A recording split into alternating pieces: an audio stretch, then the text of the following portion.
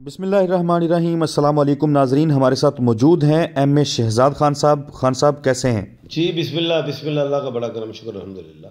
खान साहब, पीटीआई को बल्ले का निशान तो पेशावर हाई कोर्ट से मिल गया वापस। ये टेम्परेरी है या आप समझते हैं कि बस मिल गया? जी बिस्मिल्लाह, बहुत बड़ा सवाल है आपका। और मैंने शुरू से भी आपको कहा हुआ था कि ये जो बल्ले का निशान है, इलेक्शन कमीशन हाथ से छोड़ दिया, चला गया, अभी अदालतों में चला गया। अब अदालतों में अभी केपीकी की अदालत में उसकी केपी की आला अदलिया में चला गया और वहाँ से आज बल्ले के हवाले से जो फैसला हुआ वो मुअत्तल हो गया। अब ये मुअत्तल जो है, इसको अगर हम गौर करें, अगर इसकी मैं इंटरप्रिटेशन करूँ तो उसमें यही है कि बल्ला आज़ाद नहीं हुआ, फैसला सस्पेंड हुआ। अब इलेक्शन कमीशन ऑफ पाकिस्तान अगर पार्टी बन जाता है, 24 करोड़ अवाम का वो इलेक्शन कमीशन ऑफ पाकिस्तान, वो 24 करोड़ अवाम के लिए अगर वो किसी पार्टी के पीछे पड़ जाता है, वो पार्टी बन जाता है, और अगर वो सुबह या कल परसों वो चला जाता है election commission of Pakistan August supreme court में, इसके खिलाफ इस यानी कि जो भी फैसला है उसके खिलाफ चैलेंज कर जाता है, ऊपर जा सकता है। लेकिन एक बात और है कि 9 जनवरी को जो है अदालत आलिया केपीके ने कहा है कि हम डीबी के हवाले से उस पर फैसला करेंगे। अब इलेक्शन कमीशन ऑफ पाकिस्तान एक प्ली ले सकता है कि जी हमें सुना नहीं गया, बगैर सुने नोटिस ही नहीं हुआ, और हम जा रहे हैं इलेक्शन, उधर जा रहे हैं सुप्रीम कोर्ट ऑफ पाकिस्तान। तो ये बात आ सकती है, ज़ाहिर है मैं कानूनदान भी हूं, लेकिन अगर 9 जनवरी का वेट किया जाए, आज की जो पहले डेट थी उस डेट को अगर हम गौर करें तो उस डेट के तमाम डिजिट्स को काउंट करें तो वो 9 बनता है और दिन मंगल बनता है, और इमरान खान का दिन लकी हो या नंबर हो, 9 नंबर इमरान खान लकी है, मंगल लकी है, पीटीआई का बल्ला जो है वो लकी साबित हुआ आज के दिन तक। और 9 जनवरी 2024 इन तमाम नंबर्स को काउंट करें, इन डिजिट्स को काउंट करें तो वो 9 बन जाएगा और दिन मंगल बनता है, तो वहां से भी फैसला जो है वो बेहतर रहेगा पीटीआई के बल्ले के हवाले से। ये तो एक बात तय है। दूसरी बात मैंने कल भी कहा था, बड़ी अहम बात की थी कि बल्ले के हवाले से जो बल्ले का निशान है, जो बल्ले का ज़ैचा बनाया है, उस 7वें घर में उसमें बुध और शुक्र है जिसके बेनिफिट्स मिलेंगे। अवाम की राय को देखा जाएगा, क्योंकि ब्लाइंड आइज से कभी फैसले नहीं होते, नेकेड आइज से होते हैं। उसके हवाले से फैसला हुआ। अब 9 जनवरी को भी नेकेड आइज से होगा, जात और से नहीं होगा, जमीर से होगा, आइन कानून के मुताबिक होगा। ये चीजें हैं।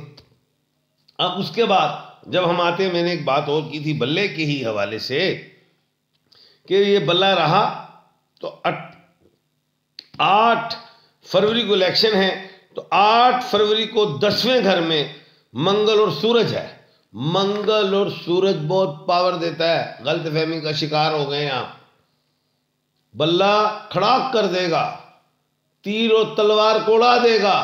शेर तो उन पता केड़ा शेर है तो मैनू नहीं समझ आई, वो शेर केड़ा बब्बर शेर है, टाइगर केड़ा टाइगर है, वो पता नहीं कोई बंगाली टाइगर है, कोई एशियन टाइगर है, कोई बाहर का कोई अफ्रीकन टाइगर है, तो पता नहीं है, टाइगर है नाम, शेर है। हम शेर की खल भी असली है कि नकली है भी नहीं पता। तो शेर पे भी तहफुजात हैं। बात यह है, कानून में बड़ी पेचीदगियां हैं, दांव पेच का नाम है। तो जैसे ऑब्जेक्शंस की, चैलेंज किए इलेक्शंस, वो बाबर साहब थे, जो वकील साहब थे, इस तरह और पार्टीज को भी करना चाहिए था, लेकिन इसकी सजा कौम को नहीं देनी चाहिए। मैंने बार बार एक बात की है कि ignorance of law is not excuse, is not know excuse. तो बात यह है, वो एक शख्स के हवाले से हमें ब्रॉडर एक्सपेक्ट से देखना चाहिए, बड़े नज़र के साथ। लेकिन खैर जो भी है, अदालत आलिया हो, अदालत उज़्मा हो, उसमें बल्ला अभी फ़ज़ा में अदालत आलिया ने बल्ला करीब कर दिया है, उसमें से भी आ जाएगा। लेकिन कंबा जड़ियाँ टंग गई हैं सोनिया टांखरियाँ ने। खुश पीपल्स पार्टी हो रही है, नून लीग घबरा गई है, गल वध गई है, तहरीक इस्तेकाम अपने मौक़िफ़ पे कायम है। जफर से कह रहा हूँ वज़ीर आला तहरीक इस्तेकाम का होगा, और ये जो हुकूमत है ये हुकूमत अपनी मुद्दत पूरी नहीं करेगी। और बात मुझे सवालात आए, बहुत से सवालात आए कि खान साहब अगर पंजाब नहीं मिला जनाब मियाँ मोहम्मद नवाज शरीफ साहब को तो कहेंगे मुझे पंजाब का वज़ीर आला बना दो। मैं कहा सोची भी ना, वज़ीर आज़म वज़ीर आला नहीं बनता, क्योंकि इस तरह की मेरे पर बेशुमार मिसालें हैं। वो वज़ीर आज़म के लिए, वज़ारत उज़्मा के लिए पंजाब को कुर्बान कर सकते हैं। अब्दुल अलीम खान साहब वज़ीर आला आ सकते हैं, जहांगीर तरीन साहब आ सकते हैं, तहरीक इस्तेकाम का वज़ीर आला आ सकता है। तो ये डगमगाती हुई कश्ती है, इस कश्ती में सुराख है बेशुमार। जो भी इसमें वज़ीर बनेगा, जिस पार्टी का, और उस पार्टी को आप शामिल करते हैं और उसकी ख्वाहिश को पूरा नहीं करते तो उसने ही कश्ती में सुराख कर देना है, जिसकी बुनियाद पे कश्ती डूबना शुरू हो जाएगी। तो ये एक लड़खड़ाती सी हुकूमत कायम होने जा रही है, जिसका नुकसान पाकिस्तान को होगा, अवाम को होगा। मैं फिर कहता हूं, सोचने वाले, देखने वाले इस चीज को समझें और देखें। लड़खड़ाती हुकूमतों से जो है मुल्क तरक्की नहीं पाते। खैर, मैं बात बड़ी कर रहा हूं लेकिन छोटे मुंह से, लेकिन मैं अब आपके सवालों के जवाब दूंगा और उस तरफ मैं आ रहा हूं। जी खान साहब आता हूं, लेकिन उस तरफ भी, लेकिन एक बड़ा अहम मामला है। हमजा शहबाज ने आज पार्टी मीटिंग में, पार्टी के इजलास में ये कहा है कि मियां साहब जो पार्टी के वफादार हैं उनको टिकट्स दें। तो क्या आप समझते हैं कि नून लीग भी इख्तलाफात का शिकार हो रही है? ये तो वो बिलावल भुट्टो वाली बात होगी ना, जैसे उन्होंने कहा जी मरूसी सियासत के हवाले से, बाबुओं के हवाले से मफहूम बयान कर रहा हूँ कि फ़ारग है। तो हमजा शहबाज भी नौजवानों में शामिल होते हैं, मोहतरमा जो हैं मरीम नवाज साहिबा भी 21वीं सदी की जनरेशन के हवाले से बात करती हैं, बिलावल भुट्टो भी करते हैं। तो वो यही चाहते हैं कि यूथ को लेके चला जाए। उनको समझ आ गई है कि 67% यूथ मौजूद है, इनको अगर हम डिनाई करेंगे तो फिर हम ज़ीरो हो जाएंगे।